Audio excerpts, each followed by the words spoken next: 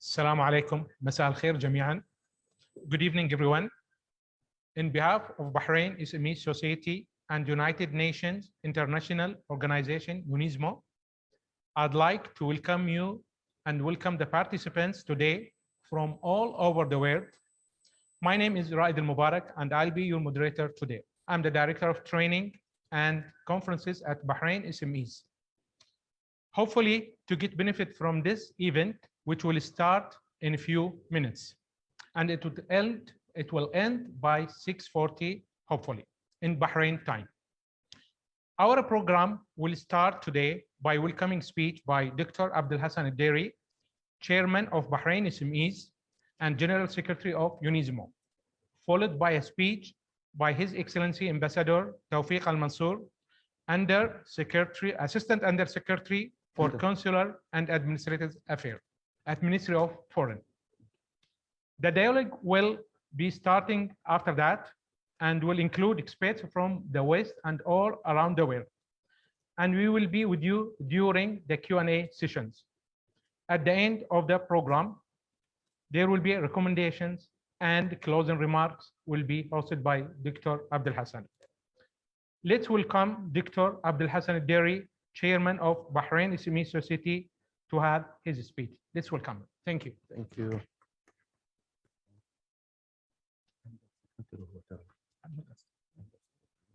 Sure.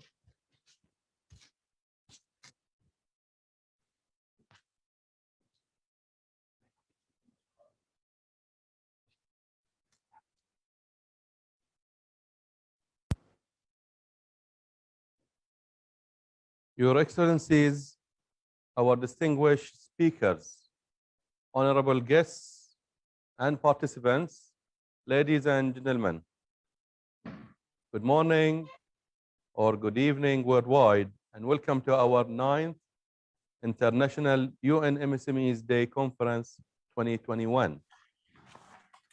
I'll be speaking for a minute in Arabic and then switch to English, so bear with me. الأخوة والأخوات، السيدات والسادة المشاركين في مؤتمرنا السنوي التاسع لقمة اليوم العالمي للمؤسسات الصغيرة والمتوسطة 2021 بعنوان أهمية التحول الرقمي للمؤسسات الصغيرة والمتوسطة في ظل جائحة كورونا. أرحب بكم في اليوم الثاني من هذه القمة الهامة التي تنطلق من مملكة البحرين. السلام عليكم جميعا، وأسعد الله مساءكم بكل خير، ويسعدني ويشرفني أن أرحب بكم في اليوم الثاني من المؤتمر السنوي التاسع لقمة اليوم العالمي للمؤسسات الصغيرة والمتوسطة 2021، والذي يتم تنظيمه هذا العام بالتعاون مع الاتحاد العالمي لمنظمات المؤسسات الصغيرة والمتوسطة اليونيزمو، مستذكرا بكل الفخر والاعتزاز الجهود الحثيثة التي بذلها سعادة الأخ عبد النبي بن عبد الله الشعلة، رئيس اليونيزمو ورئيس اللجنة العليا المنظمة للمؤتمر طيلة الشهور الماضية. ولا يفوتني أن أتقدم بجزيل الشكر والتقدير لوزير الصناعة والتجارة والسياحة سعادة الأخ زايد بن راشد الزياني لدعمه المتواصل لمؤتمرنا هذا، ومشاركته يوم أمس خلال حفل الافتتاح كمتحدث رئيسي في جلسة الحوار الوزارية بعنوان دور الحكومات في دعم التحول الرقمي للمؤسسات الصغيرة والمتوسطة، والتي ضمت أيضا وزراء المؤسسات الصغيرة والمتوسطة في كل من جمهورية الهند الصديقة ودولة الإمارات العربية المتحدة الشقيقة، ولهم كل الشكر والتقدير. وكذلك الشكر موصول لسعادة وزير الخارجية الدكتور عبد اللطيف بن راشد الزياني لإنابته وكيل الوزارة للشؤون القنصلية والإدارية سعادة السفير توفيق المنصور للمشاركة معنا في هذا اليوم نيابة عنه بإلقاء الكلمة الافتتاحية للمؤتمر في هذا اليوم.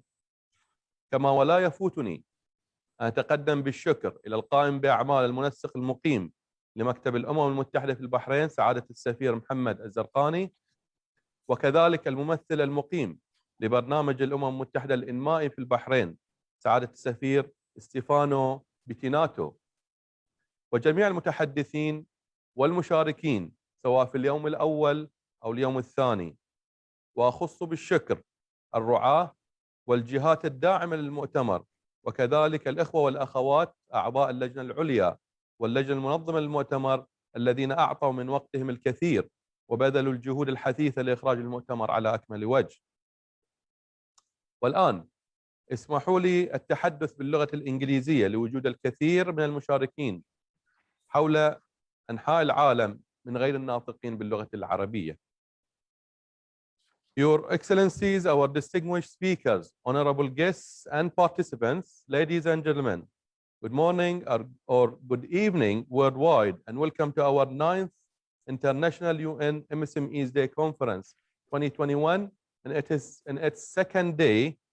We'll be having the second session of the conference, where we'll be having UN and international agencies to talk deliberately about the role of the UN and international agencies in supporting the MSMEs and the digitalization and the digital transformation process.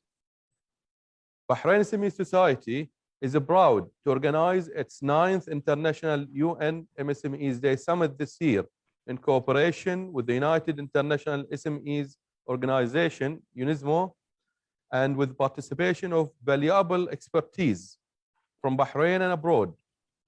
Due to the pandemic, we continue organizing our annual conference online for the second consecutive year and pray that the pandemic ends soon worldwide. We decided to devote our conference this year to discuss various support programs and tools to help the MSMEs in the digital transformation process during and post the pandemic. Our distinguished speakers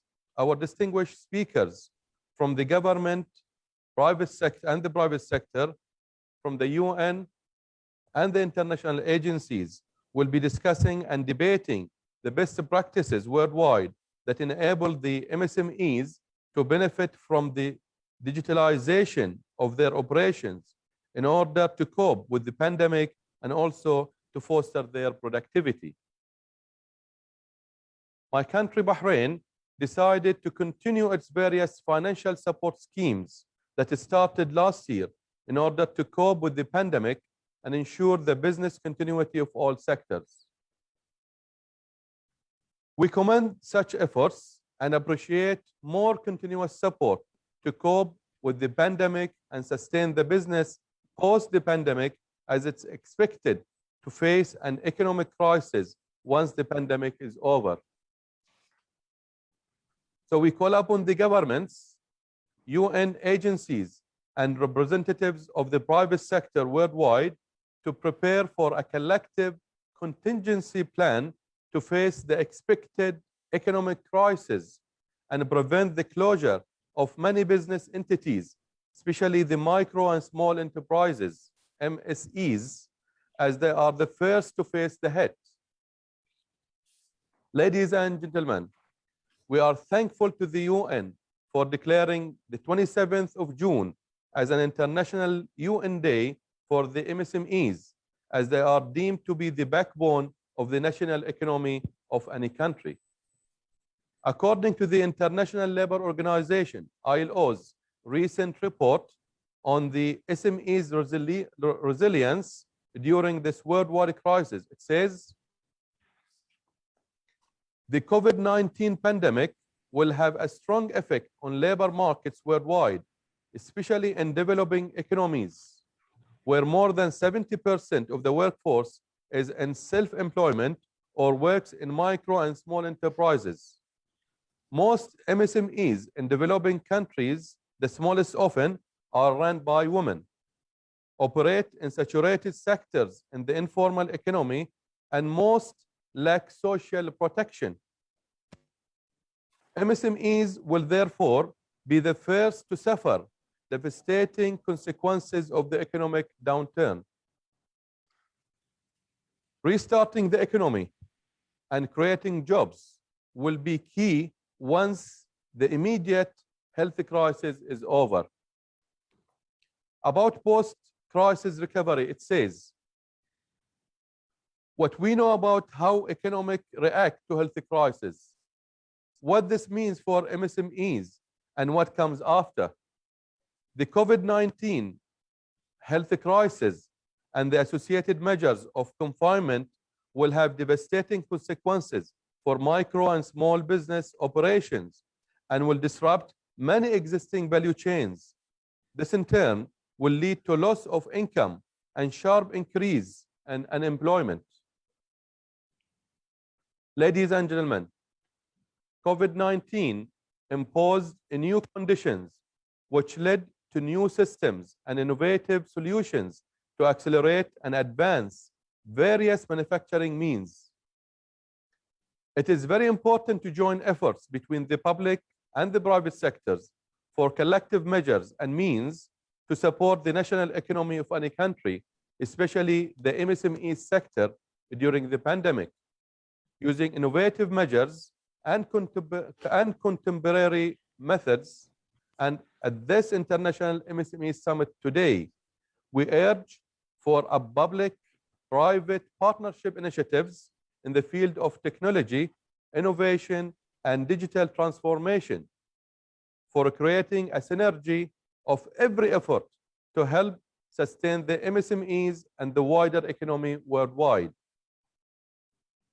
Finally, I would like to say that the MSMEs are important for the economy and their importance is increasing during such pandemic.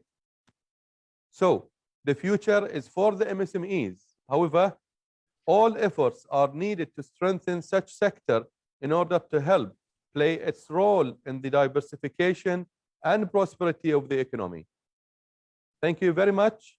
وختاما لا يسعني إلا أن أتقدم بجزيل الشكر والعرفان لكل من ساهم في إنجاح هذا الملتقى بالإعداد والتنظيم والحضور والمشاركة، مكررا شكري وتقديري لكم جميعا ولحسن استماعكم، والسلام عليكم ورحمة الله وبركاته.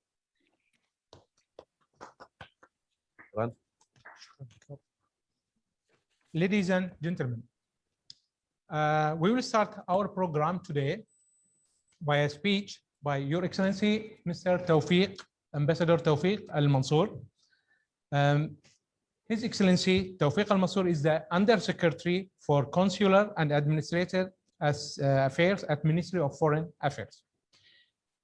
He joined the Ministry of Affairs since 1984 and held different jobs, long-serving and diplomat. He holds a Master in Government Politics from St. John's University in UK and Bachelor's in Law from University of Cairo. His Excellency, Your Excellency, welcome to the board, and you have the floor to have your valuable speech. Thank you very much. Thank you.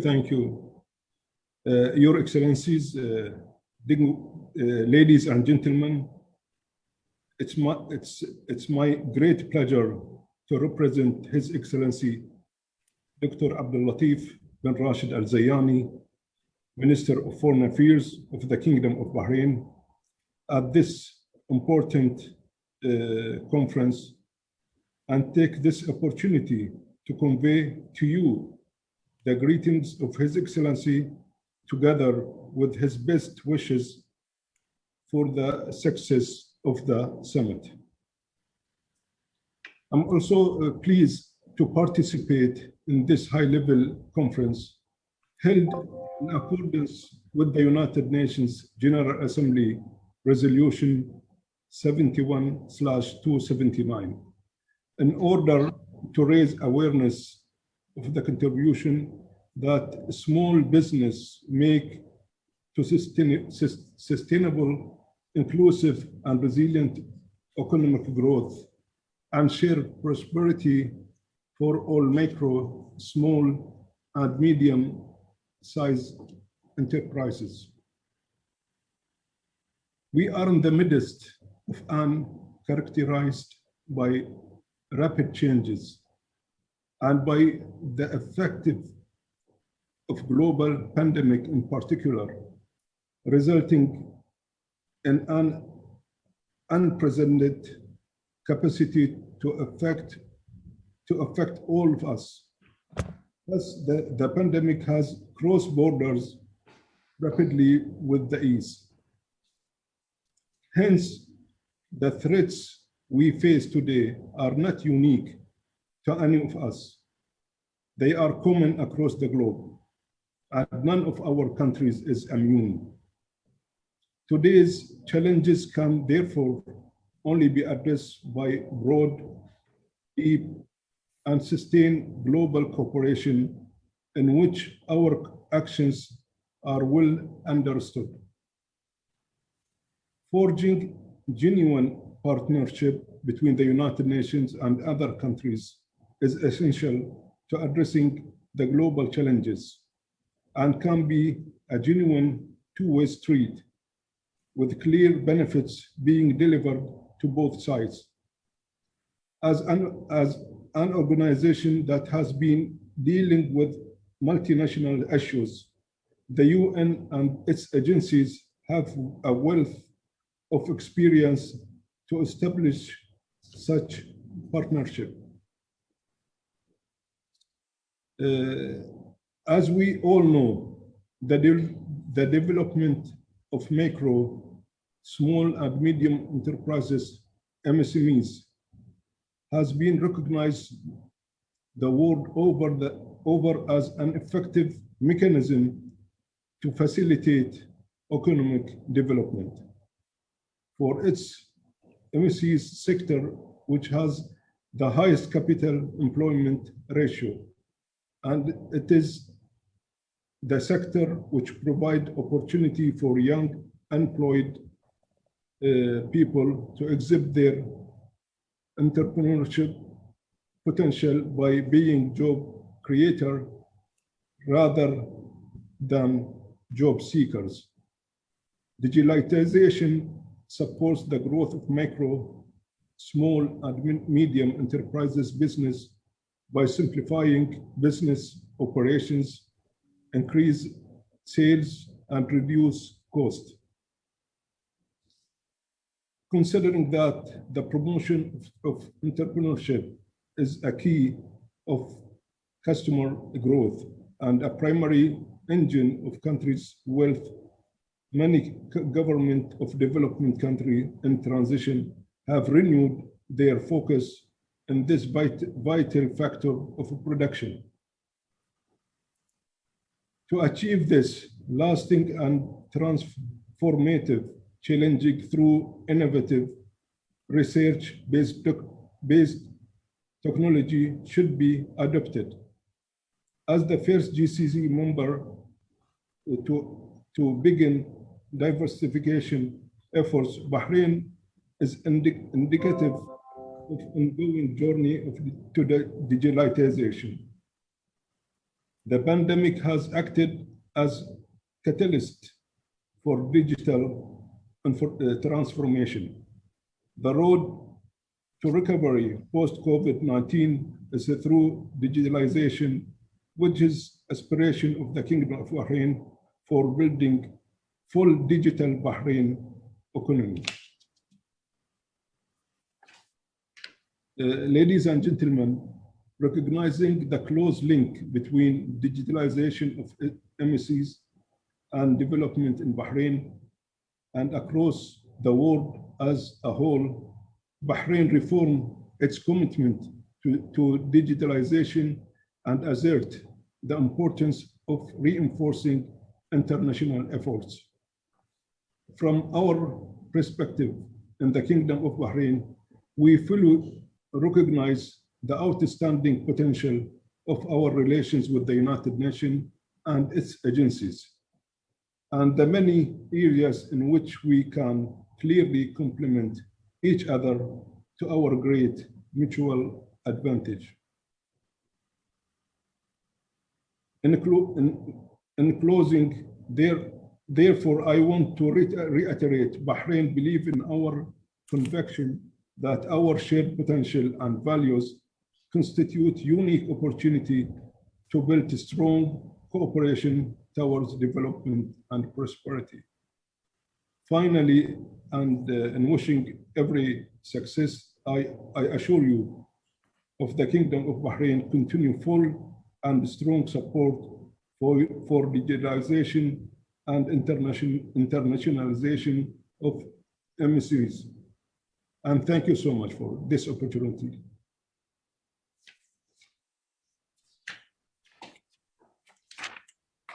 Thank you very much, Your Excellency.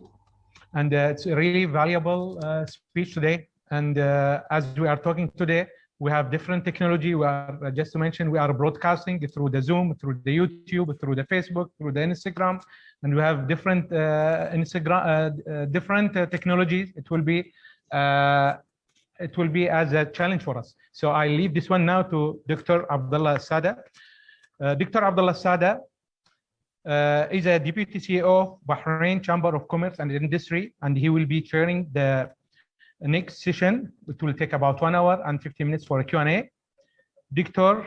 Abdullah, the mic with you. You can start, and we will have a brief about the speakers. Thank you very much. Good afternoon from Bahrain, sunny Bahrain at this time, the very peaceful and welcoming country. Well, I'm honored to moderate this session with a great list of panelists. Just some logistical matters, so we have 1 hour to start with it for the questions and discussions, and then we'll have a session for the Q&A. At the beginning, I will let each panelist introduce themselves over 3 minutes to introduce themselves and introduce their organization and the role they play in their organization. And then we'll get into the questions and we'll take a turn in relation to the questions. And then if anybody else has something to add, they just have to raise their hand so they can add any point they have. We will start alphabetically. So we have at the beginning, Mr. Gregory Bird. Please, if you can, Mr. Gregory Bird is the Deputy Secretary General of GCEL. If you please can provide a brief about yourself and your organization and your role. Thank you very much. It's a pleasure to be here today. As Mr. Moderator indicated, my name is Gregory Bird. I'm the Deputy Secretary General of GCEL.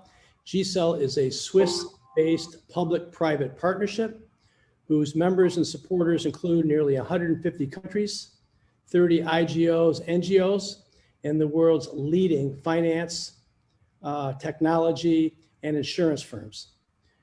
These organizations have come together to deploy a global digital economy platform of e-finance, e-insurance, e-commerce, and e-logistics to defragment the fragmented global B2B marketplace, and by putting new free of cost apps at the fingertips of the SMEs to conduct their business transactions globally around the world, just like the entertainment and communication apps that we use today. By way of additional background, I've spent nearly 45 years of my international career as an executive with the world's largest firms in technology and in supply chain, including Arthur Andersen, Accenture, and DHL, and have been and visited over the last 5 years, nearly 50 countries.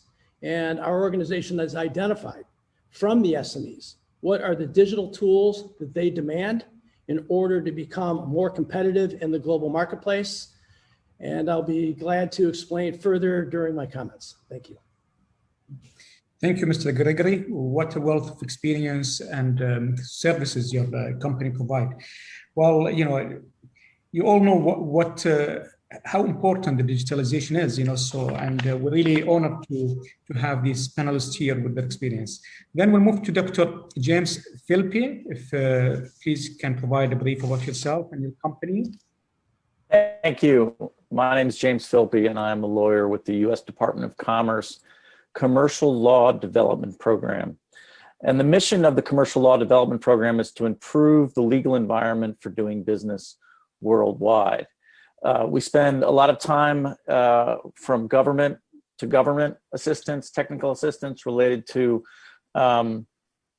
commercial law and what we can do in order to support the development of MSMEs and other business from country to country. Thank you. Thank you, Dr. James. Then we have Dr. Hashim Hussein, which I think deputized here by Mr. Afif Barhoumi, which is a familiar face here in Bahrain. Mr. Afif, please. Hi, good afternoon, good morning, good evening, everyone. Dr. Hashim doesn't feel too well, so with Corona around the world, people tend to run away from being around. So what I'll be representing, I'm representing the United Nations Industrial Development Organization, UNIDO, the Investment and Technology Promotion Office of UNIDO, which has been set up in Bahrain since 1996. And our main duty is to work on promoting investment, foreign investment to Bahrain, the region, and mainly sub-Saharan Africa and developing countries. And at the same time, during the years, we started developing domestic investment components, promoting entrepreneurship in Bahrain. And then we developed our own modality, and then which was replicated today in 52 countries around the world, from Uruguay, Africa, China, India, and so forth. So we're into entrepreneurship, SME development, women empowerment, and I'll leave it at this point, Dr. Abdullah, and then we'll discuss more during the questions. Well, thank you, Mr. Afif. Then we move next to Dr. Sandrine Kergroch. Forgive me if I pronounce your name in any wrong way. Thank you very much. First of all, I would like to thank the United International SME Organization and the Bahrain SME Society for inviting me to participate in this discussion, especially that you adjusted the agenda for me. So I'm very thankful. So my name is Sandrine Kergroch. I'm the head of SME and Entrepreneurship Performance Policy and Mainstreaming Unit at the OECD. So the OECD is an international organization that bring together government across 38 countries to discuss about common challenges, common issues, and to try to find solutions together, share experiences, identify the best practices that could help government to promote better policy for better lives.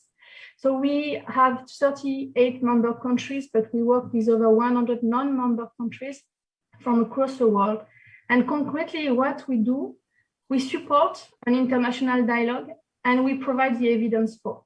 So we monitor trends, we collect data, we analyze these trends and this data, and we try to investigate the pattern in different policy domains that are relevant actually for the SME digital transformation. And more specifically, the Center for Entrepreneurship SME Regions Entity, where I am from, work more specifically on two different aspects, which are on one side the SMEs and the entrepreneurs, and on the other side the places, the regions, the city and the local community. And we bring together these two policy domains to help governments to some extent get the SME policy and business framework right. Thank you very much. Thank you for the information you provided. While everybody depends on the OECD for their information and the reports to go forward. Thank you. Then we'll move next to Mr. Stefano Pittinato. Yes, thank you very much, Dr. Abdullah, and thank you to the organizers, SME Society and UNISMO. It's a pleasure to be here. My name is Stefano Pittinato. I'm the representative of the United Nations Development Program based in Bahrain.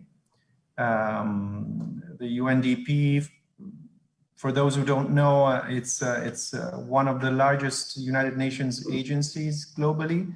We have presence in 170 countries, and our mandate is diverse because it's the UN Development Agency. So by definition, development and its complexities require coordination, integration of actions, systemic approach to problems and challenges. So we span from sustainable energy to gender equality, working a lot with youth. And here in Bahrain in particular, we emphasize a lot the work with youth and public administration, capacity development, and sustainable energy, which is a very large project that we have here in UNDP, and more to come. So again, thank you very much for the organizers. A pleasure to be part of this panel. Thank you, Dr. Abdullah. Thank you, Mr. Stefano. What a broad mandate you have. And last we have, but not least, and with a great experience, Ms. Louisa Tomar, which is the Global Program Officer at the Center for International Private Enterprise. Thank you very much. Hello, everyone. Good afternoon and good evening. My name is Louisa Tomar. I'm a Global Program Officer at the Center for International Private Enterprise site.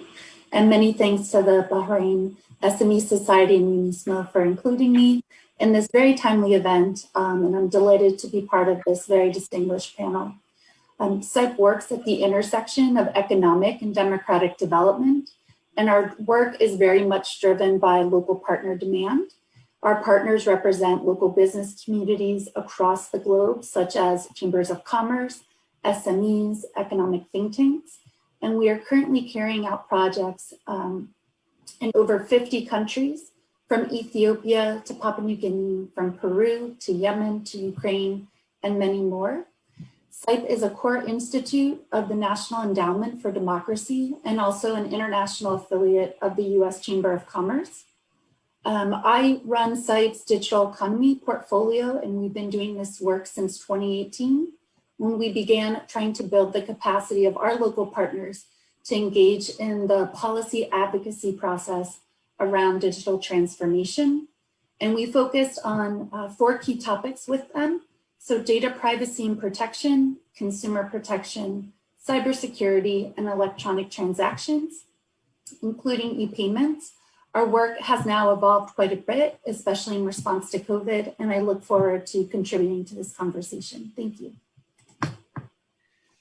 Well, thank you, Ms. Louisa, for the work you do and the details you provided. Well, really great wealth of experience here and a diverse panel. So let me start with, well, I'm a fan of data, so let's start with some data from the OECD and some background. Can you please shed some light on relation to how ready SMEs, MSMEs for digitalization from your perspective?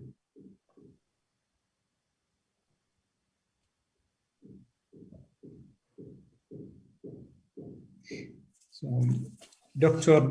Sandrine, if you can shed some light in relation to some data and information about and awareness in relation to how ready MSMEs in relation to digitalization. Okay, there may be a misunderstanding because I've been said that I didn't need any slide, and I will be having a discussion with questions. So if you want, I can well provide you a bit my insights on so what is your question? Sorry. Well, and from your perspective, yes, how ready SMEs for digitalization? We have done a work a couple of months ago about the digital transformation of SMEs. Mm-hmm. And what it has emerged from this work is that not all SMEs have the internal capacity to undertake this transformation. Basically, before the crisis, there were large SME digital gaps. The smaller, the less likely they were to adopt new technology. And this is a constant trend across all sorts of technology, from the less sophisticated to the more sophisticated. But gaps tend to enlarge as technology become more sophisticated. And these gaps are also more pronounced in some sectors than others. For instance, you can see larger gap between IT services or financial services that are more knowledge intensive, and some other sectors like retail trade or construction that are much less intensive. What these gaps are related to, actually, it's a broad range of factors that are explaining this lag, this SME lag in the digital transition. These are gaps in terms of awareness. They are not always aware of the type of technology and the benefits that this technology could bring them. They do not have the skills to either identify this technology or implement this technology into their business practices, their business model, and their firms.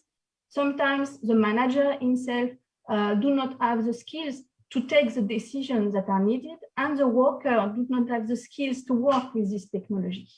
There is also a data culture gap, meaning that all SMEs are not aware that now the new goal is data, and they need to take advantage of their own data, protect their data, and make greater use of this data. These gaps are also related to access to finance, the constraints they can face when they try to access finance, because of course they need funding to invest in new technology, but they also need funding to invest in the complementary changes in investment needed for implementation. I'm thinking, for instance, as I said, to retraining the workers, but also to the changes that are needed in the organization or in business models. And last but not least, there are gaps in the technology, the data, and the processes that are already at hand, and their capacity to connect to knowledge networks, meaning capacity, for instance, to connect to digital service providers. So what has emerged from this work we've done on the digital transformation of SME? First, that the entry point for the small firms usually are related to the digitalization of marketing and administrative function. Why? Because we can see smaller gaps between small firms and large firms when it comes to, for instance, e-invoicing, using social media, selling online, or interacting with the government. Here, what we can say is that the first steps are the more difficult, because once an initial transition is made to digital technology, then there are strong complementarity in other technology, in the use of other technologies that can then speed the transformation. And to make this step, this first step, that is the more difficult, SME tend to leverage on external systems, external support, external advice. So to give you an example, they tend, for instance, if they want to move to artificial intelligence, which is quite sophisticated, they can turn towards the digital service provider that integrates artificial intelligence into their services, into their platform. And then the SME become user of artificial intelligence without knowing it is actually using this technology. So this was a bit the story before this crisis. What the COVID crisis changed? This digital gap remains. They are still there. The crisis has given a very strong push to SMEs to go digital online to survive. But then this pre-existing challenge remains. And then there are new ones that have emerged as well. SME, for instance, has revealed high vulnerabilities to digital security risks. Why? Because they were much more exposed to hackers, being not well prepared to face very sophisticated attacks. And at the same time, the risk of exposure has increased because firms are much more reliant on the digital infrastructure. Well, thank you, Dr. Sandrine. If Mr. Felipe shed some light, since you basically the commercial law development program, is implemented in various countries. So what is your view in relation to the readiness of MSMEs to go with digital transformation, and what is needed to support these SMEs to transform, in addition to what Dr. Sandrine mentioned? Thank you, Doctor. The process of digitalization can be a blessing, but also a burden on small enterprises. And what my division of the U.S. government does, we work with the Bahraini government to try to figure out what are the legal mechanisms that are going to benefit SMEs the most. I think that SMEs are ready only to the extent that the whole ecosystem is ready. And for Bahrain and many developing countries, there's very important issues in supporting the growth of MSMEs. First of all, working with laws related to government procurement, that they're as transparent and they can assist with subcontracting to smaller enterprises. So small enterprises that have the ability to develop software can be supported with a system of connecting with larger enterprises. And larger enterprises need to be prepared to subcontract with the smaller enterprises. And I think that digitalization can only serve to support that process. It's also very important to have laws related to technology transfer and intellectual property rights for advantage of digitalization and the opportunity to develop software or applications. They need to be able to be protected in terms of if they develop intellectual property through digital realms, that will be protected when that intellectual property is sold in different markets around the world. And then finally, some legal areas that are extremely important related to privacy. There need to be clear laws that medium and micro and small medium enterprises can comply with. I think that we have a tendency to be over-inclusive of privacy requirements, and that's fine if you're a large company that can, have a server that can manage all these things. But if you're a small enterprise that develops software, the laws need to be clear and not so onerous that the the micro and small and medium-sized enterprise can actually handle. Well, thank you, Mr. Felipe, for your answer. Well, what I realize from what you mentioned, that the laws need to be, looked at to support the digital transformation and support SMEs, but a crucial element is the demand. Well, there should be some sort of supply chain and connectivity to ensure businesses, the MSMEs, they get some demand and some services, and then create, well, what you would call cash flow, so these businesses can invest in the digital transformation. Ms. Tomar, if you can, highlight from your experience, because you've basically, and your organization, you have worked in various areas, and you have background in data and finance, lending for MSMEs, so well, what is in your view the challenge that MSMEs face, and if you can give a broader perspective from international perspective, really, to know if there are pockets and what has been going other areas for some countries, and they are advanced more than others, and why is that? Thank you. That's a very interesting question. So, one of the things we're seeing in many of the countries where we work is that there's this push to move SMEs online, and it's viewed as sort of this big final process, and that's the main goal. And the reality is that's step one. And so, to Sandrine's point, once you have the SMEs moving online, they need a ton of support, services, digital literacy, access to finance, perhaps they need an improved infrastructure environment. Their access to internet is limited. So we see that they continue to face many different barriers, similar to what they likely experienced offline with their small businesses.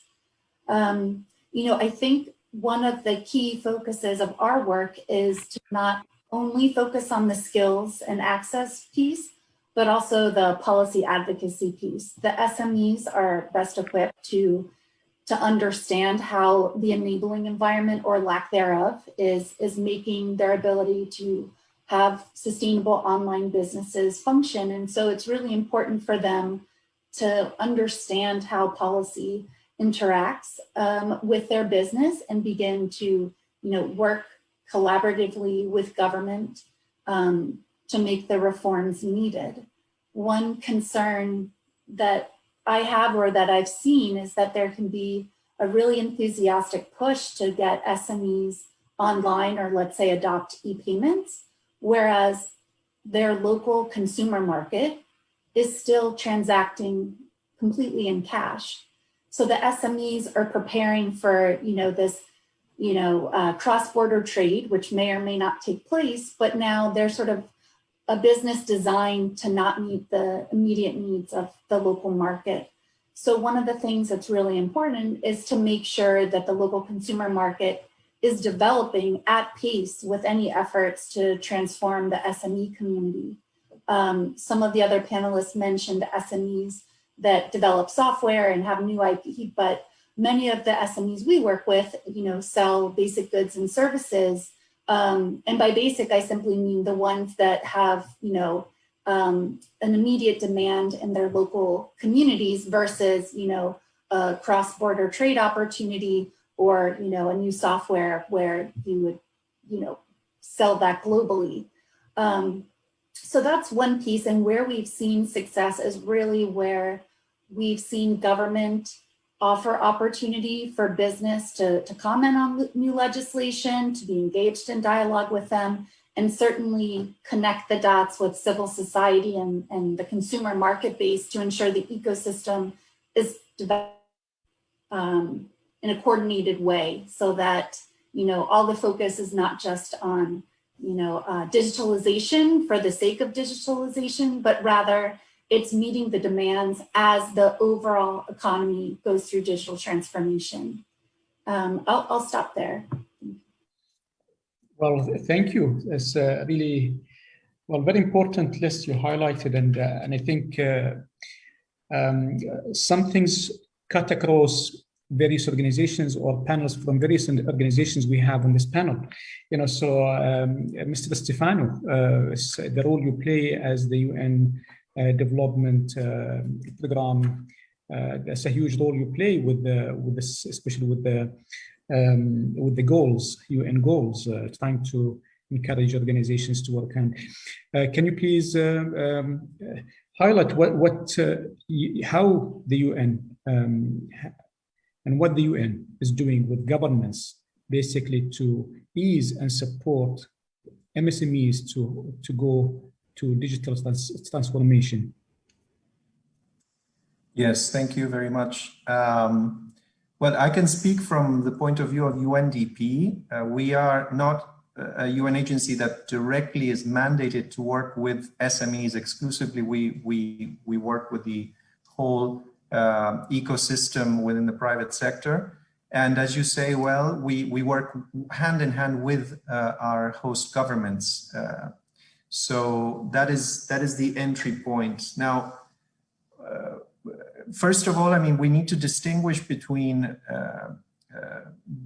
some environments where, particularly in less developed countries, where the ecosystem is almost non-existent, or where, as Louisa was saying, when there's no market for digitalization, then the enterprise, the small medium enterprises don't have an incentive to move in that direction. Now, the problem is that in most middle and low income countries, this sector is made up of informal enterprises. You know, when we say micro, small, medium enterprise, in some country settings, I was working in Central America for 9 years before coming to Bahrain.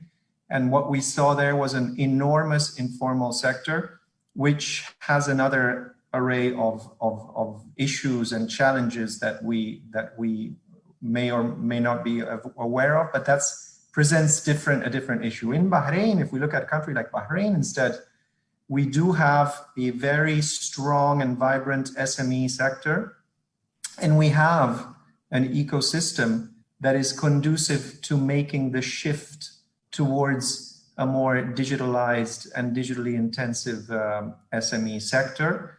The transition is happening. UNDP worked with the IGA, with the Information E-Government Authority last year to make a mapping of digitalization for Bahrain, digital transformation in Bahrain. This is ongoing.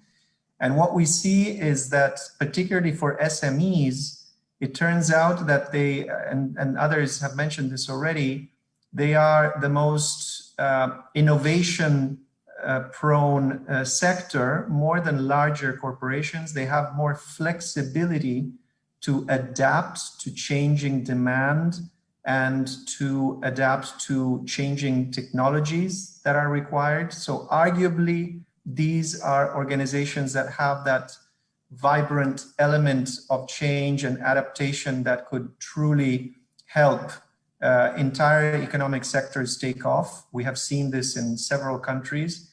And also, they are extremely efficient job creators. So when you see the SME environment in a country take off, you see jobs coming in. And I think that in OECD countries, 70% of jobs are created in SMEs. In Bahrain, I think the figure is 64%, the last one that I've seen. That's a huge number. So when you see COVID hitting SMEs, you see a direct impact on jobs. But at the same time, going from SMEs as victims to SMEs as actors of change, when you strengthen them, you will see a rapid bounce back in the economy. And this is really the key to, and that can be done through more intensity and incentives in digitalization, creating an enabling environment that at the legal level, of course, we'll hear our colleague from at that level, but also at the infrastructural level, you know, 5G and more easier access to digital instruments that can make small and enterprises to get in the economy and to have more access. One thing that I want to say also is, and you mentioned in the beginning, access to data on SMEs. Well, I think that the twist there is also that SMEs need data. They need market data. They need market information, and sometimes they don't get that.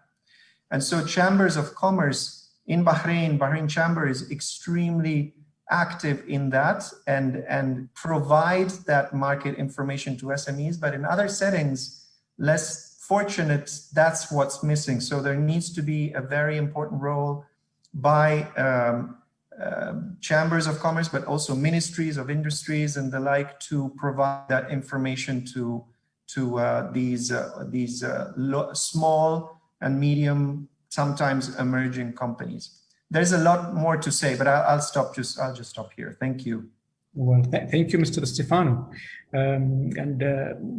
Well, if we move to Mr. Afif Barhoumi, because they work closely with MSMEs and the UNIDO, you know, and well, they have a great model they developed while here in Bahrain, and they use it across other countries. Mr. Afif, if you highlight from your perspective, well, and the services that the UNIDO provide to support MSMEs to basically transform into digitalization. Thank you, Dr. Abdullah. Just in the forefront, you know, achieving the SDGs and the 2030 agenda, and based on the UNCTAD study, the investment gap required to achieve the SDGs is around $2.5 trillion. This is pre-COVID-19. And then we had the fourth industrial revolution, which we are currently living in, which has put some more pressure on achieving the SDGs. And then finally, we got Mr. COVID, who came in and said, you know, it's a new reality, and then these are extra pressures. So before COVID, based on the fourth digital revolution, females will lose from each 5 jobs, females will lose 1 job due to digitalization that was supposed to take 5, 6, 7, 8 years. From the men's side, for every 3 jobs, you will lose 1. With COVID now and the unprecedented disruption on economies all around the world, where things have completely reached to a standstill. No one would ever imagine that you have no flights, you have nothing, you know, happening around the world. There are many, you know, statistics on the digital revolution and COVID and what has changed, but it's a new reality. Entrepreneurs, and we have to be very focused and very, you know, careful in which part of the world we're addressing this issue. If you're looking at the GCC countries, which is 6, Bahrain, Saudi Arabia, Qatar, Kuwait, Oman, these are in a better off position than if you look at the Arab region as a whole. The new reality is there. Entrepreneurs have moved swiftly to digitalization, forgetting the physical you know, presence. We've seen so many of our entrepreneurs move quickly to that shift. But then I fall again to what Ms. Louisa was saying. How swift is the ecosystem capable of following through, you know, with this vast changes? In the case of Bahrain, where we are today, Bahrain was extremely fast. Yesterday we heard about the SME platform for financing, so entrepreneurs can go online and look into the different SME financing schemes, and things can be done online. But if you look, you know, 2 or 3, you know, countries away from here, then this does not exist. If you look at, you know, commodities or final products, in Bahrain, the logistical system is there. If you look in other countries in the region, the logistics is not there. The internet speed, the internet quality, the G5 that we live in does not exist in those countries. So accordingly, we're very entrepreneurs, and I know, and I've seen it through our entrepreneurs, entrepreneur resilience was there. And this is why UNIDO in Bahrain, in the first few months of COVID, we decided to start working on ensuring entrepreneurs' resilience. We want them to sustain the current operation they are in, no growth, no future plans, because we're still not sure where we are going and what's going to happen. So we worked a lot on ensuring resilience.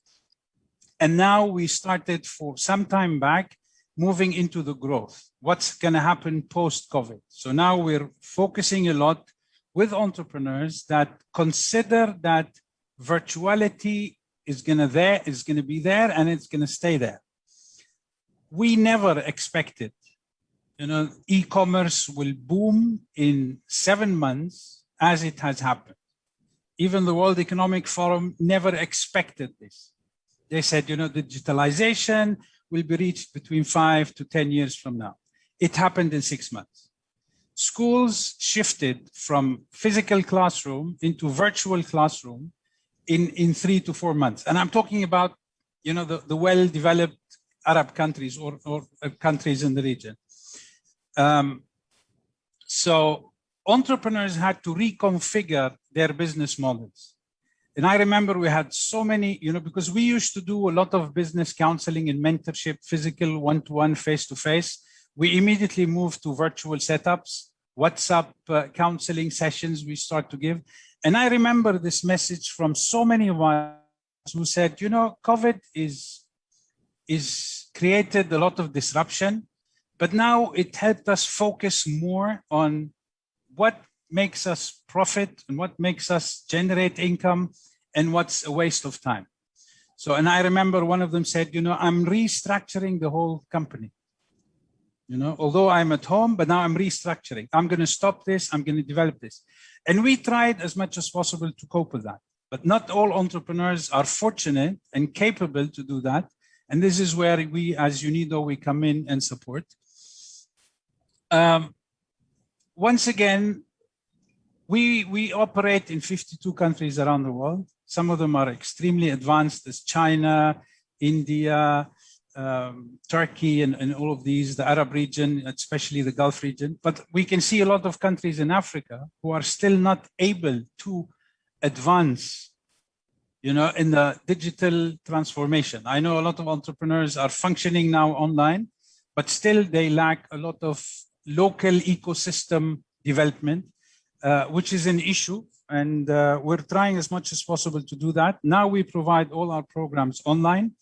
We have developed a program called Virtual Mentors, which is a group of experts around the world in different fields, different sectors, different countries, who support entrepreneurs in other parts of the world, not specifically in Bahrain, but try to create linkages for them.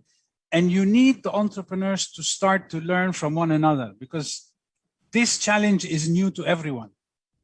You know, what are the solutions that you adopted that were capable of, you know, reaching your targets that we can share with someone in Ghana or someone in Kenya or somebody in Jordan? I don't know. You know, so there are many disruptions happening. And I think this is a new reality that we have to accept. I don't want to take much time, and we'll leave it for some other question. Thank you, Mr. Afif. Mr. Bird, you know, well, Mr. Afif talked about, well, transformation and, well, basically, well, it started with the sustainability of companies before they move into, well, growth and development and take an opportunity instead of a challenge of the COVID as a challenge, and trying to transform their businesses and excel in digitalization. Well, your company and what you've been working on basically is supporting companies and helping them to transform. What examples really you've gone through that were astonishing, you know, that took businesses from one place to another, given the challenges that they faced during the COVID? Sure. I think it's very important to recognize when we talk about digitization is not to continue to exacerbate silo digitization. And this is the challenge that we have right now, because trade is global and countries cannot digitize on their own and businesses can't digitize on their own. They must be digitizing and connecting with their trade partners. So it's a digital ecosystem that's required. And then in terms of, with respect to that, effectively, businesses need new digital tools to operate. But there's two elements here, because I've heard comments that the needs are different in different countries, and absolutely they are. And it's important to recognize, to look at this both from a macroeconomic standpoint and then from a business standpoint at the ground level. Now, from a macro standpoint, we must understand the demographic challenges that are affecting the world today. And we can look at the world, for example, and put it in three categories: high, mid, and low-income countries. Now, 40 years ago, when I used to be with Arthur Andersen Accenture, the high-income countries were 22% of the world's population. They are now 15%. And in the next 40 to 50 years, they will be 11%. The high-income countries are aging. They have low birth rates. They have excess production capacity and not enough demand. What are they going to do?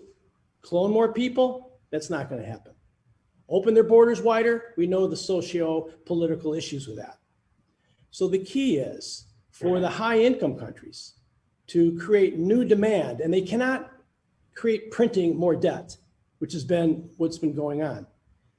What they need to do is to build the buying power of the mid and low income countries by purchasing products from the low and mid income countries, providing them the tools to do that, and using digital tools to create greater efficiency and transparency to reduce risk, because business is all about risk. When you do that, we'll end up building the buying power of the mid and low income countries by giving them the digital tools in order to conduct their business and trade transactions. And then they will then be able to buy back the high value added goods and services from the neighboring developed countries. This is part of growing the global economic pie, rather than everyone fighting over the size of the same one. The second point is, so the mid and small income countries and the high income countries must adopt digital tools to create greater efficiency and transparency. The second part is to identify what are the tools that the businesses need at the ground level. Now, we recently completed a 4-year case study that collected, it was called the G20 Nations Case Study, 4 years. And this involved 90 G20 government ministries, industry associations, IGOs, NGOs, Deloitte, Frost & Sullivan, and the Nielsen Company. We through face-to-face interviews across every G20 country, every economic zone, across 19 industry clusters, everyone that's involved in the buy-sell, the movement, the financing, the insuring, and the clearance of goods from shelf to shelf.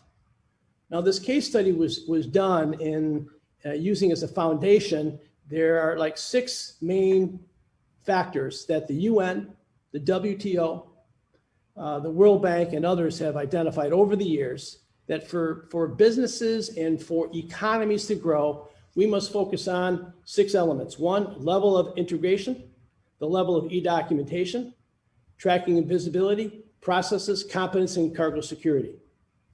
So we collected this data face-to-face at the ground level to determine what do the businesses want. And the results were, quite staggering, or maybe not so staggering.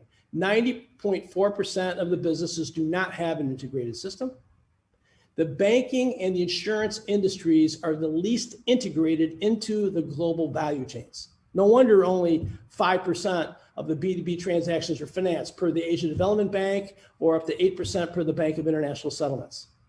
And then 94.5% of these B2B participants, representing 80% of the world's GDP, commonly defined the tools that they want to do a better job and to be more competitive. So what's important is then now we need to get them these tools. And the key is that countries cannot digitize on their own because the storage cost, the data center storage costs run into the billions of dollars.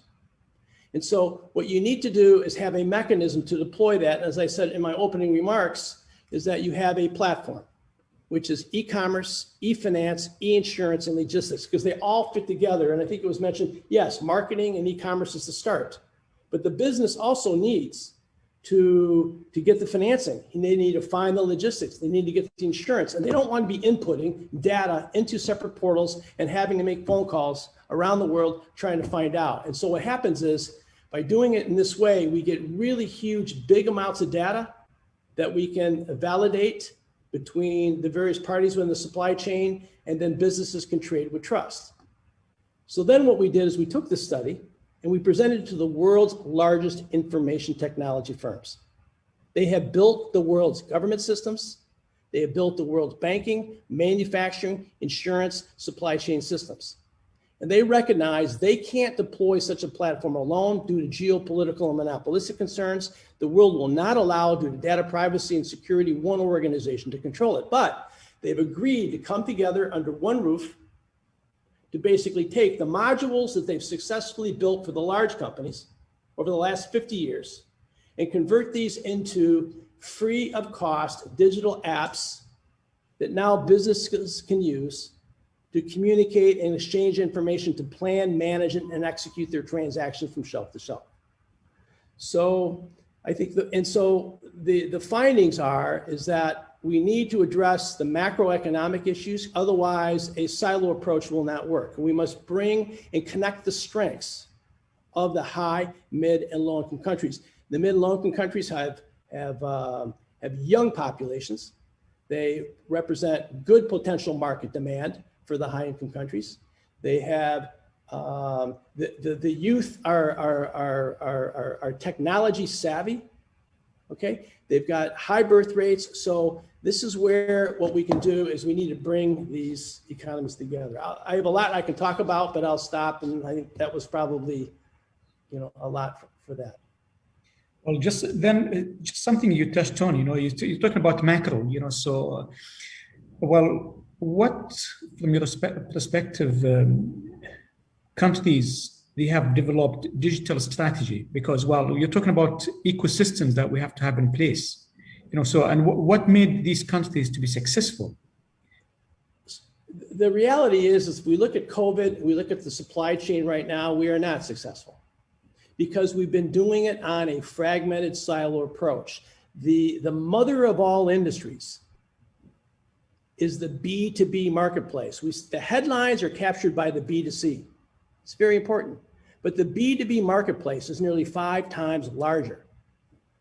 And what we have right now, if we look at our supply chains, you look at the delays in shipments and all the problems, because the reality is in the supply chain approach or activities, large businesses have done very well creating good vertical integrated systems.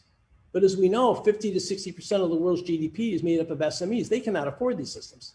And even the large companies have small SMEs as their suppliers, and they still input data even with their own systems, they're rekeying data 80% of the time. So the key is creating an ecosystem of the digital B2B marketplace, having a platform where we can move from manual processes, paper-based documentation, to a digital where you're taking and you're integrating the data between all of the different participants in real time.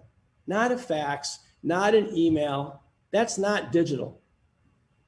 We're talking about once data goes in through a purchase order and a quotation, that automatically feeds what you need to do the logistics, and it automatically feeds what you need for the banking industry to reduce their KYC and their AML and their risk dealing with Basel III and so on, so the banks can lend more money so they can have the transparency and visibility, and then for the insurance to insure that risk, to then basically get the transactions concluded.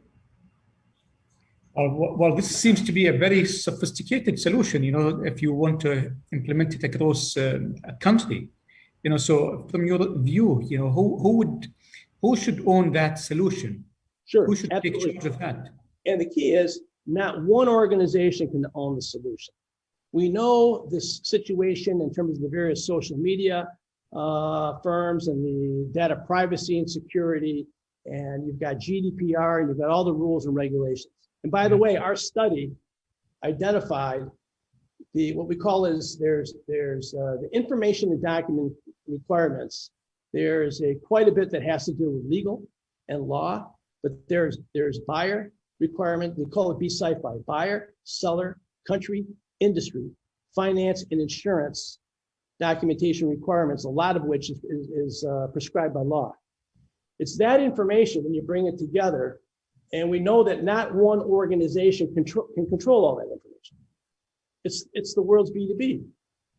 So what our organization has done as a public-private partnership, we've set up a global data security standard, a multi-layered mechanism to ensure the security and privacy of the data. The first two are that you have a governance and ownership structure that involves 4 regional councils, one from the Americas, one from Europe, one from Middle East and Africa, and one from Asia.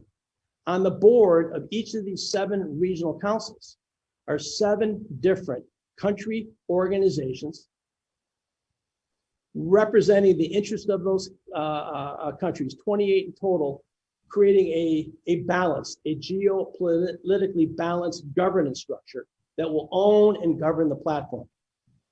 And then the deployment, not to be done by one technology firm as a single point of failure, or from a geopolitical standpoint, but to have one at the core of the platform that serves as the developer and commercialization of the platform, but have 12 other technology firms, trusted firms that have provided the world systems, 3 from the Americas, 3 from Europe, 3 from Asia, and 3 from the Middle East. And then this organization then provides the tools based on what was defined by the participants at the ground level. They provide these tools to the national banks, to the national insurance firms, to the national e-commerce firms that then distribute it to the national businesses. So then each nation is able to preserve its own individual sovereignty. This is really important in terms of the ecosystem, because of course, data is the currency of the future, and we must protect it. Well, I see many organizations can play a role in there, and I'm thinking of Louisa when she was talking about, well, what chambers can play and what role they have also in encouraging MSMEs to move towards that, and building the larger ecosystem. Louisa, what would you say in relation to the role of chambers of commerce and industries and in collaboration with the various entities, since basically chambers connect with international organizations, they connect with local government, and basically they represent local businesses? Yeah, that's an excellent question. I mean, I agree very much with what Hashim mentioned about the chambers and the work he's seen them do. Part of what my work on this process has been is building up the capacity of chambers and associations to support SMEs through digital transformation. So as mentioned, in certain countries and regions, the capacity may be quite high, and elsewhere, any efforts to support SMEs to go through digitalization need to be complemented by supporting the capacity of business associations and chambers to, understand the policy environment or offer new digital literacy training programs. So again, it goes back to sort of the ecosystem evolving and building capacity in unison. One thing we've seen that is new and work done by our local partner in Indonesia, the Center for Indonesian Policy Studies, is they recommended a co-regulation approach where the business associations and chambers would assist with, co-regulating the policy environment, so that may be related to data privacy or data protection, and be sort of a proactive partner with government so that businesses understand how to self-regulate, and the chambers and associations can contribute to the implementation of that as well as the monitoring of that. This is new. It has not been fully enacted or implemented in Indonesia yet. We do see a really important role for chambers and associations, not only in the capacity building areas, either skills or policy, but also supporting businesses' ability to comply with these different regulations. One thing we see is if the regulation is too complex, then you only have the largest firms or the foreign technology firms able to comply. And then the SMEs, switch to an informal process because, let's say, hiring a data compliance officer is simply, prohibitively costly. And so I think having the chambers and associations as a mechanism to communicate between business and government and, work collaboratively to build up the capacity of the overall ecosystem is really essential. And of course, with SMEs, as everyone's mentioned here, they're of all different sizes. They have, whether they be software developers to simple, small goods locally, they have very different needs and very different priorities. And so you need those chambers and associations to help them, identify who they all are and prioritize what the reforms are that they need, both as individual firms, but of course at the ecosystem-wide level.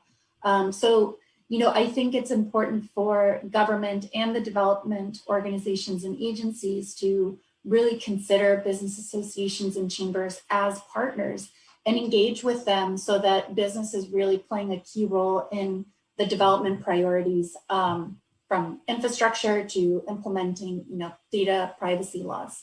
Thank you.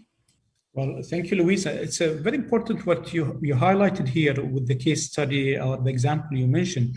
And this is where I want to ask Felipe, because there's an argument of, well, the government should play a role in setting a strategy for digitalization and then try to basically lead and support SMEs or MSMEs into the digitalization. Well, there is the other side of, well, giving autonomy to the business side, and let them decide on the way forward because they are more agile and all of that. So, Mr. Felipe, if you can provide us your view of what is the best approach. Should the government take a lead, or should be a catalyst or a support for businesses to go forward by themselves? Yes. In my opinion, the government has to act as quickly as possible to develop the legal ecosystem to support SMEs and in the digitalization process.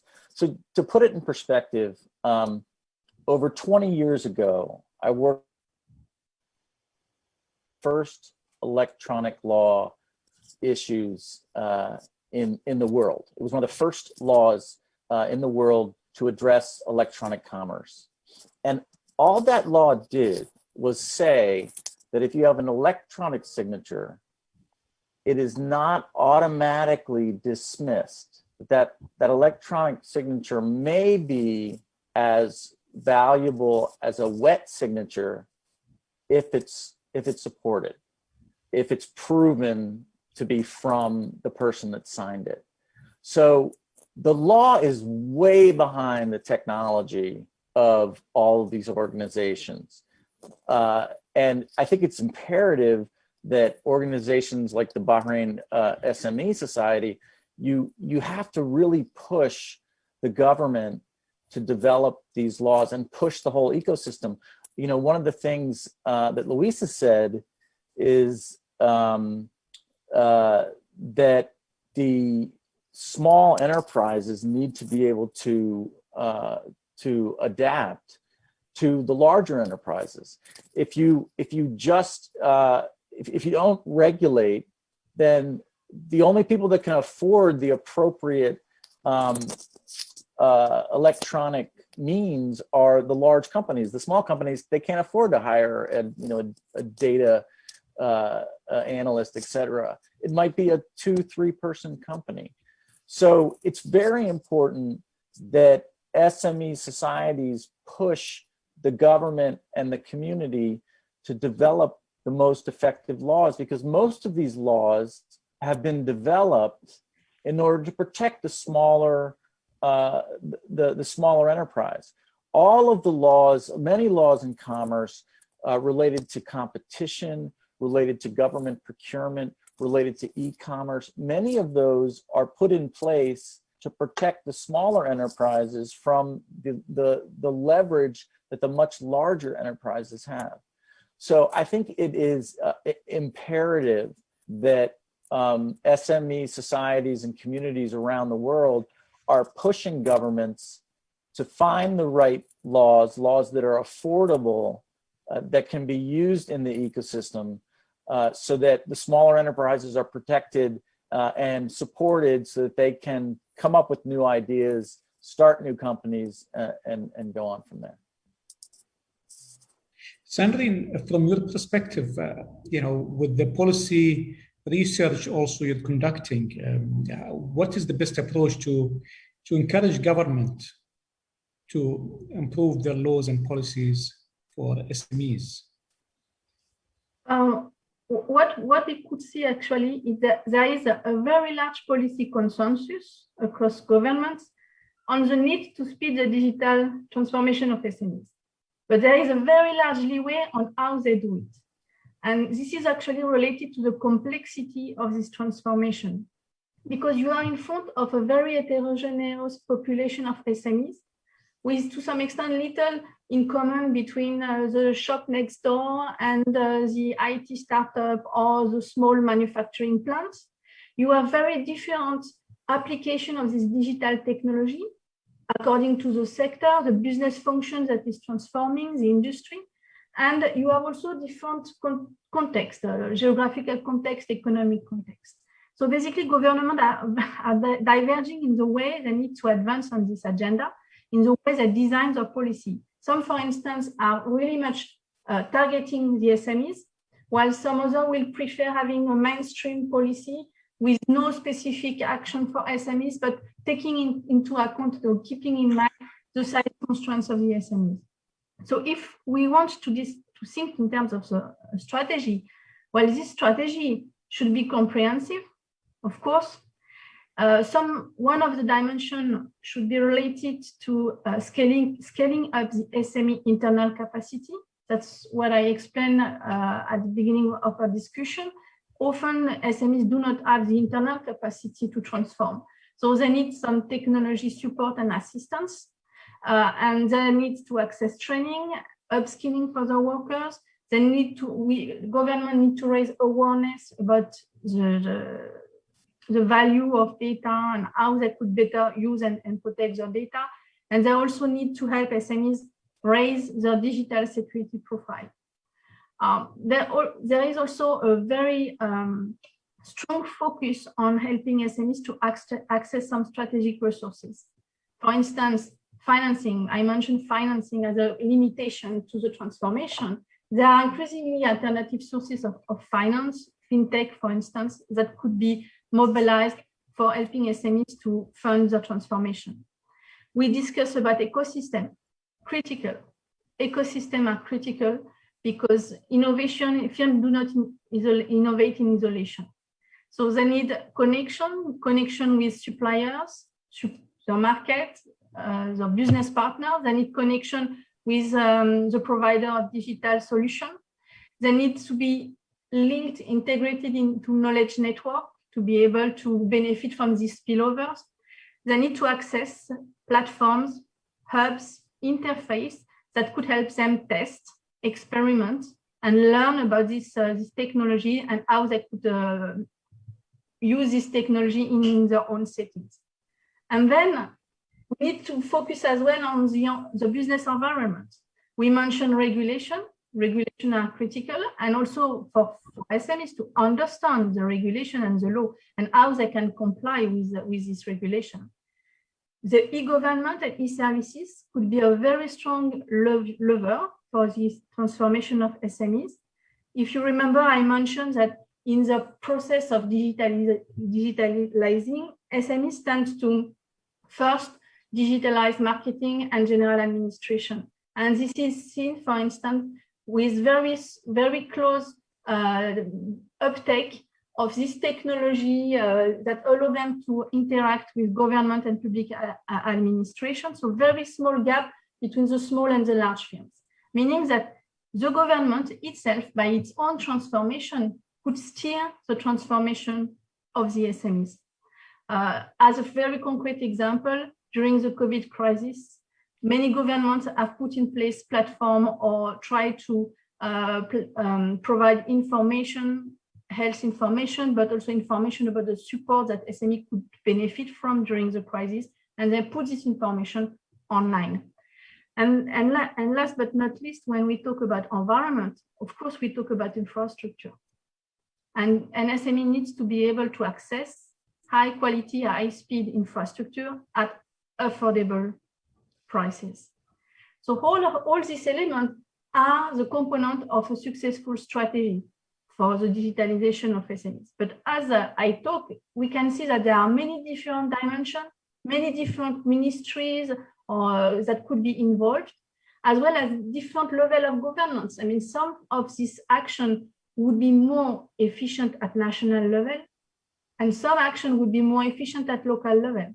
And here, I follow the comments by Louisa about the role of Chamber of Commerce, the role of business association, because these are the actors that very much know their ecosystem, know the conditions, the local conditions, they know their SMEs. So they have a role to play to support these SMEs, also to complement the government action and to work with the government action.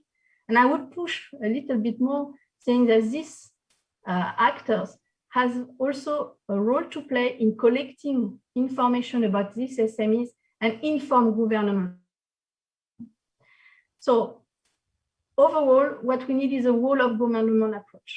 A lot of coordination, a lot of exchange, some platform to allow different level of government to interact, and also some platforms to help SME have a voice. And here I would like to mention an initiative by the OECD. It's a Digital for SME initiative. It's a platform where we bring together the SMEs, digital or not. We bring together with government, business association, chamber of commerce. We also bring at the table the large actor of the digital industry. And actually we are sponsored by Amazon, Facebook, and Kakao. And all these actors come together for a dialogue to try to understand how they could help SMEs move forward in the digitalization, in the digital space. I stop here, I spoke too much. Thank you, Dr. Sandlin. No, it's very informative, and you talked about really a long list of things that needs to be done to support MSMEs to move into the digital space. And the organizations, in addition to government organizations, so there are so many NGOs like the UNDP and the UNIDO and OECD and many organizations, the CLDP, the SIBE, also the GCL, so there are many organizations really supporting MSMEs. Mr. Stefano, so can you give examples of what support that you can provide to MSMEs to move into the digital space? Yes, I think that so much was said, and I really could not agree more with the comments made by Sandrine on the complexity. We have to accept the complexity of the actions. They are multi-actor, multi-country, and multi-level, even within a specific government sector, whether it's national, and you need to coordinate institutions at the national level. It's a multi-ministerial effort by definition. It cannot be one ministerial entity just in charge of the whole process of implementing a digital transformation strategy. And we see that in countries that have actually been very successful in these transitions: Singapore, Finland, Estonia, Canada, on different dimensions. So when we provided our technical advice to the government of Bahrain on the digital transformation, we differentiated different areas of intervention that were necessary: public sector transformation, the use of data, and the access, the digitalization of filing systems and of information so that it's data searchable through active searches. This is actually very often overlooked. Just scanning documents doesn't make it data, doesn't make it valuable and efficient in terms of data searches. Also the skills, the lack of skills that exist in countries, this is often overlooked. It's not just about training current workers, it's starting from school, not only university, even before university, at school levels. My kids live in Washington, DC. They study coding in secondary school, sometimes even primary school. Some countries that is unthinkable. What is coding? That's only for software engineers. No, that is the problem. Coding has to become a new language to be spoken even at the primary and secondary school level. Just the basics of coding, just to try to understand how that mechanism works. So, and so on and so forth. Look, what organizations like UNDP can do, we can at least work with governments to appreciate and acknowledge how complex it is and how this requires multiple sectors within the government and outside the government to meet. But more importantly, I think that this is something that Gregory said, and I really agree with that. It's not an effort by a single country to make this progress and to make this shift. countries have to work together. Countries have to learn from each other. There's so many lessons out there, depending on what we are looking in terms of digitalization. There are very, very good practices out there, and OECD puts them together. For some countries, we at UNDP have also a Singapore Center on Innovation, Technology and Sustainable Development. We work a lot precisely on putting together these good practices so that countries that choose to start the transition understand who did it well and how. And let's start talking and seeing which countries are the champions of big data, of coding in schools, and etc. One last thing, Abdullah, that I think was not really mentioned so much. There's an issue of culture of digital transformation. There needs to be a public acceptance that there needs to be a shift. It's not enough to make the legislation ecosystem conducive. Of course, it's key. It's a necessary condition, but it's not sufficient. There needs to be a shift, almost like public campaigns to understanding and accepting how there are many, many benefits and fruits and positive elements to gain from by going a digital transformation. But it needs to be regulated. And this is also when you ask what governments should do, governments should have the responsibility to, as a regulator, and setting standards, and also, to permeating this knowledge and these concepts at the school level. As I said in the beginning, those are just three elements of it. Over. Thank you. Oh, thank you, Stefan. I was trying to look at my notes. Who said it highlighted about the awareness and the culture? Basically, I think it was Louisa. So, if I'm not mistaken, sorry, Louisa, didn't hear that. Well, that's key. So it is absolutely key. So it's the same question I would like to pose to Mr. Afif in relation to what can be provided to MSMEs, basically to support them towards the digital transformation. And I think that's the last question I will ask the panelists, but then we've taken a long time from you, so I would like to ask the audience if they have any questions. Please post it in the Q&A section, so we just ask our panelists if there is anything. Okay, Mr. Afif. Let me tell you, I think in some parts of the world, generally, the government has to take the lead.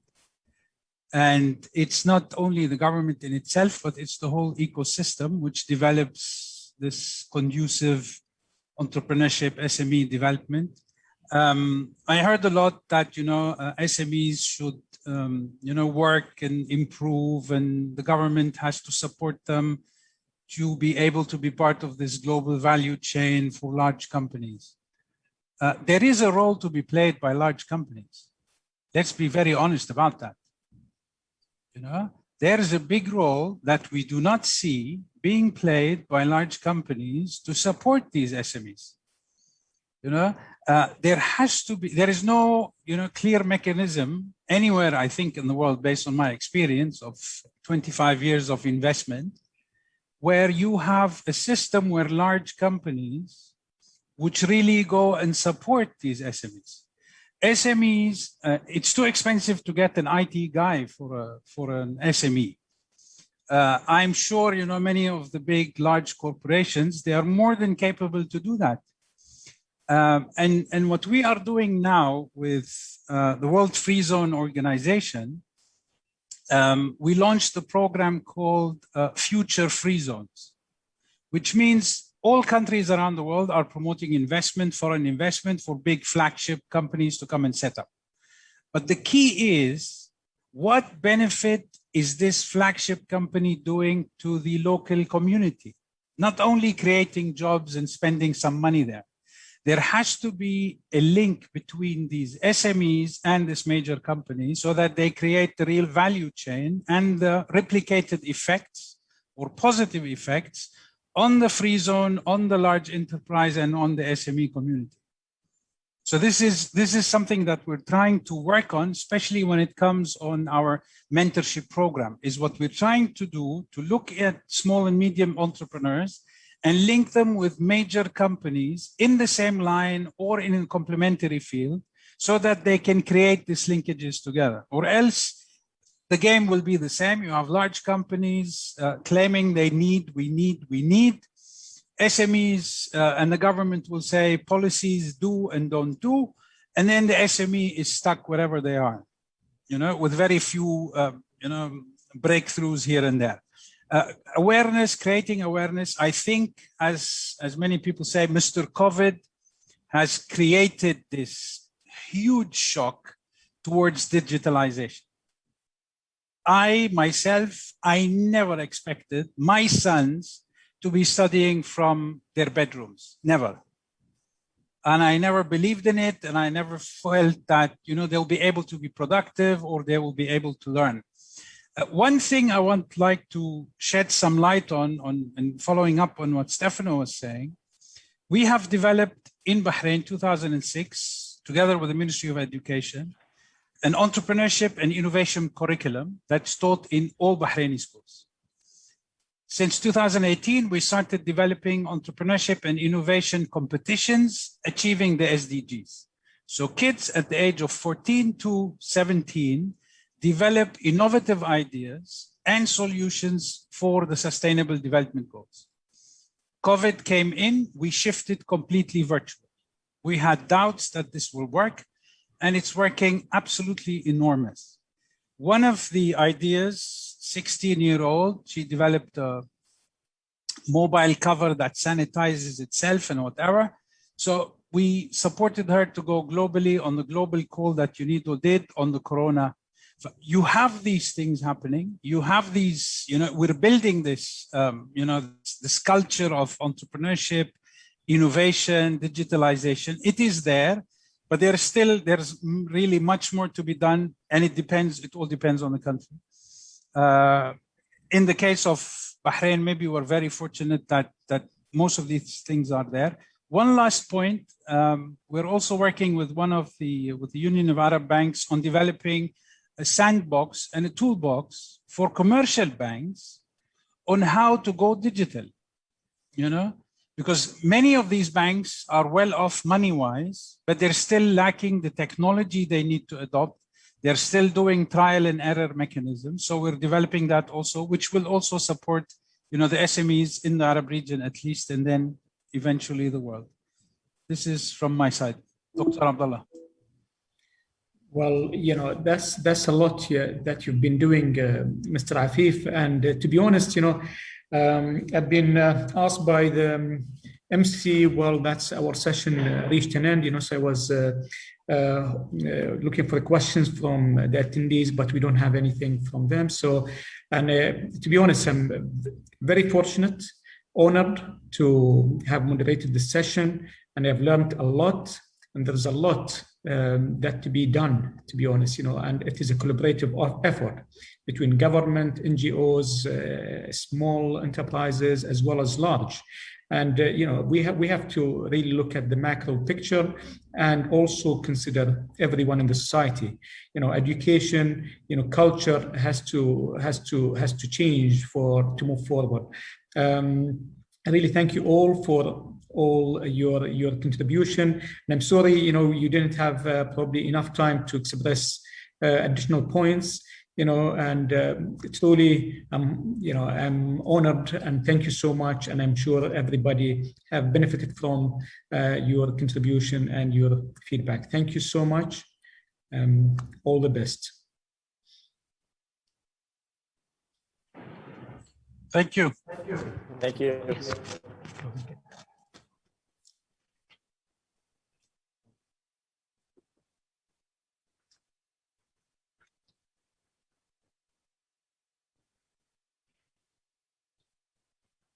Thank you. Thank you very much. It was really interesting topics to have today. And unfortunately, the time is moving very fast. I think we come to the end now. I'd like to invite Dr. Abdul Hassan to have the recommendation and the closing of this session. And unfortunately, we are lack of time. Mr. Dr. Abdul Hassan, welcome please to the board.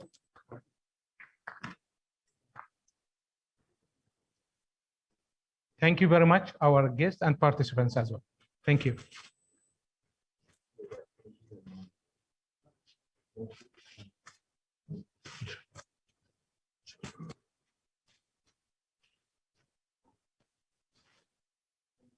Dr. Raed and Dr. Abdullah as well, and all the guest speakers, panelists.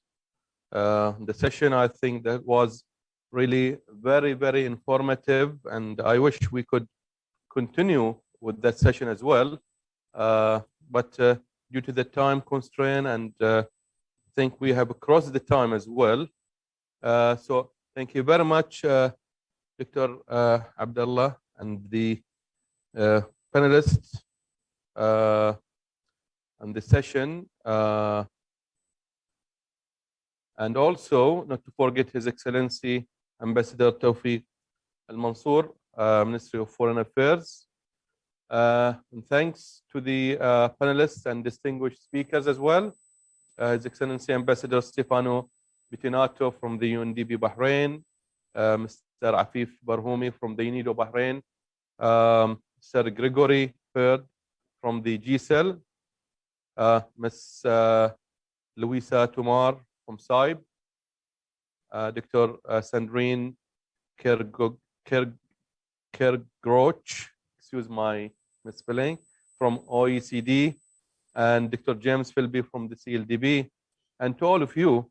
And I think with this, with the end of day 2, we come to the end of our 9th International UN MSMEs Summit 2021. And we'll be having the recommendations in a minute. At the end of this conference, and before we go to the recommendations, we are glad, and it's our great pleasure to announce the 10th International UN MSMEs Day Summit 2022 on the 27th of June, Monday 27th of June 2022, which is planned to take place at Geneva, Switzerland next year. So you are all invited and most welcome to join us in our 10th anniversary to take place at a lovely city of Geneva at Switzerland, at a lovely country, Switzerland. And we're glad to have with us on board our UNISMO board. Christine is there. Our board member of the UNISMO, Ms. Christine Engvig. Is it Christine there? No? Okay, so anyway, Christine yesterday gave a welcome speech for the next year conference. We convey this message, this welcome invitation and speech for all of you for the next year conference to take place at Geneva, and we'll be communicating with you accordingly for further details. So thank you very much, and thank you for all those who helped us around the clock, whether at the steering committee, at the organizing committee, our distinguished speakers, our partners in this success, the media partners, Al Biladi newspaper, the BMC, where we have this transmission from and broadcasting from the Bahrain Media City, and this really efficient setup. Thank you all, and thanks to our sponsors again, Bahrain Development Bank, the Economic Development Board, and the GBIC, as well as our partners in this success again, Bahrain Chamber of Commerce, the Ministry of Industry, Commerce and Tourism, Kingdom of Bahrain, the United Nations office in Bahrain, and the United Nations agencies, the UNDP, the UNIDO, and all our partners in this success. And without any further ado, I think it's the time now to go for our recommendations. And we have 13 recommendations that we came up through these 2 days, yesterday and today, out of the papers presented, speeches, discussions that took place. And I'm glad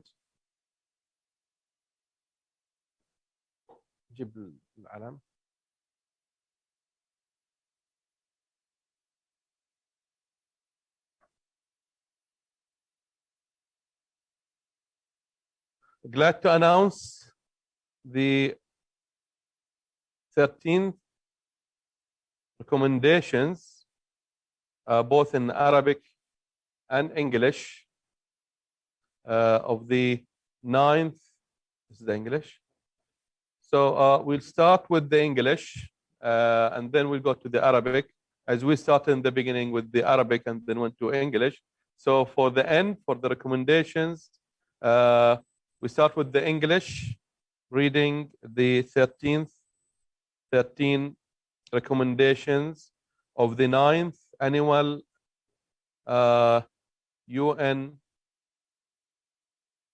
International UN MSMEs Summit 2021, titled The Importance of Digital Transformation for the MSMEs, the micro, small, and medium enterprises during and post COVID-19 or the pandemic. First of all, emphasizing the importance of celebrating the International Day of Small and Medium Enterprises, International Day of Micro, Small, and Medium Enterprises at the highest levels, the necessity of continuing various aspects of financial and technical support, especially for the MSMEs during and after the Corona pandemic, to work on capacity building, to raise awareness and provide the owners of the MSMEs and the entrepreneurs with the necessary skills to manage their projects and enterprises using the latest technologies. Number 4, the need to develop a comprehensive strategy to support the digital transformation in order to contribute to the business, towards the business continuity and sustainability in various sectors. 5, working on developing a collective emergency or contingency plan in order to confront the expected and face the expected economic crisis post-COVID and prevent the closure of many commercial entities. 6, unifying efforts between the public and the private sectors in order to take collective measures and means to support the national and international economy. 7, develop the legislative and facilitate the digital transformation of the MSMEs. 8, develop a strategy and roadmap to activate electronic commerce, e-commerce, so that the enterprises, the MSMEs, are able to spread and compete globally. 9, adapting laws to be more compatible and flexible for providing training and virtual education in line with the changes imposed by the pandemic, taking into account and consideration the importance of enabling the institutions to take advantage of the investment opportunities available in this field. 10, providing a national electronic base for the MSMEs with the possibility of classifying these enterprises and determining their importance to the economy. 11, conducting a comprehensive study of the sectors expected to grow post the crisis, post the pandemic period, in order to guide the entrepreneurs and investors to amend their plans for their activities or invest in the promising sectors. 12,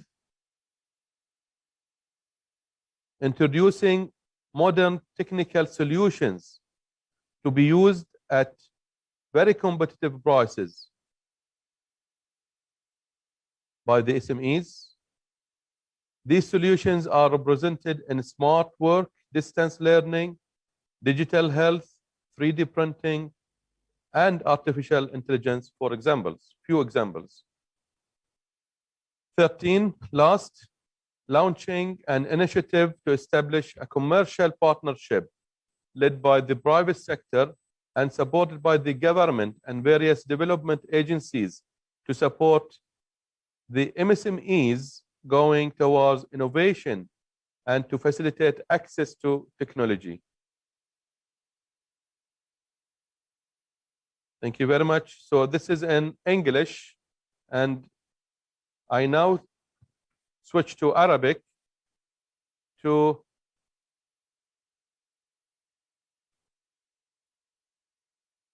deliver the recommendations,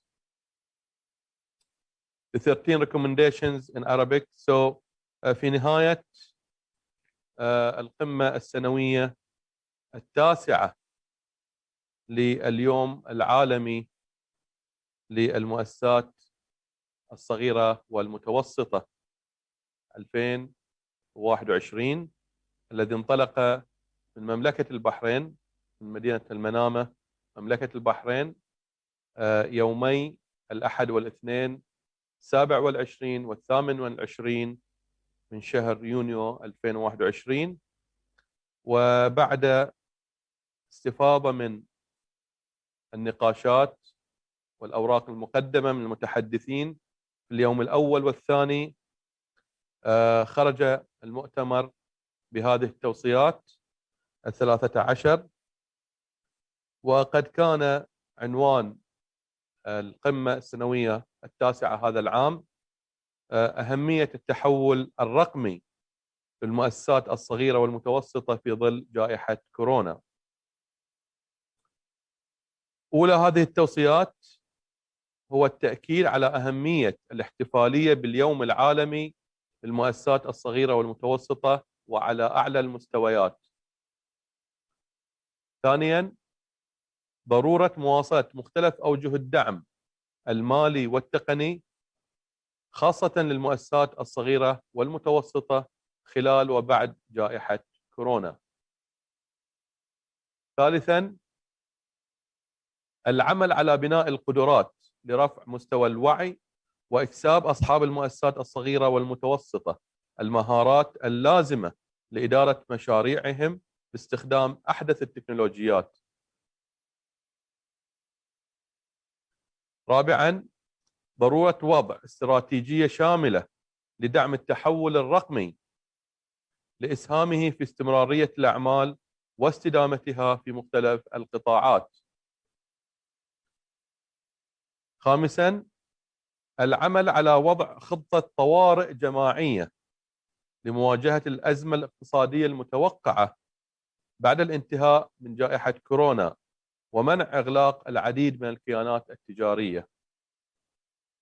سادساً، توحيد الجهود بين القطاعين العام والخاص من أجل اتخاذ تدابير ووسائل جماعية لدعم الاقتصاد الوطني والدولي.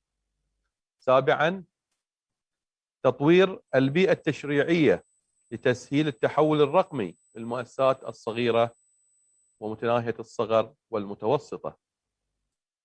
ثامنا، وضع استراتيجية وخارطة طريق لتفعيل التجارة الإلكترونية بحيث تكون المؤسسات الصغيرة والمتوسطة قادرة على الانتشار والمنافسة عالميا. تاسعا، تكييف القوانين لتكون أكثر موائمة ومرونة لتقديم التعليم، لتقديم التدريب والتعليم الافتراضي وبما يتلائم مع المتغيرات التي فرضتها الجائحة، مع الأخذ بعين الاعتبار أهمية تمكين المؤسسات للاستفادة من الفرص الاستثمارية المتاحة في هذا المجال. عاشرا، إيجاد قاعدة إلكترونية وطنية للمؤسسات الصغيرة والمتوسطة مع إمكانية تصنيف هذه المؤسسات وتوحيد وتحديد أهميتها للاقتصاد الوطني.